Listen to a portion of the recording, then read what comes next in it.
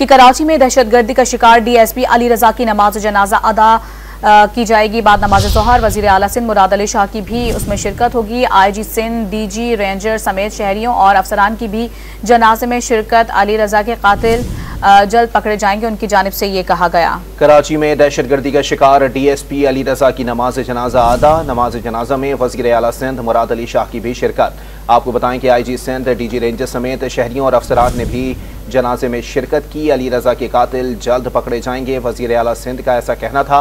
उन्होंने मजीद कहा कि दहशतगर्दी के खिलाफ पुलिस ने बड़ी कुर्बानियाँ दी हैं। आपको बताएं कि कराची में दहशतगर्दी का शिकार DSP अली रजा की नमाज जनाजा अदा कर दी गई है। अली रजा की कुर्बानी रायगा नहीं जाएगी, मुराद अली शाह का ऐसा कहना है। नमाज जनाजा में वज़ीर आला सिंध मुराद अली शाह ने भी शिरकत की है।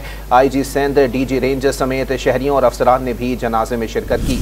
अली रजा के कातिल जल्द पकड़े जाएंगे, वज़ीर आला सिंध की जानिब से ये कहा गया। उन्होंने कहा कि दहशतगर्दी के खिलाफ पुलिस ने बड़ी कुर्बानियाँ दी, अली रजा की कुर्बानियाँ रायगा नहीं जाएंगी।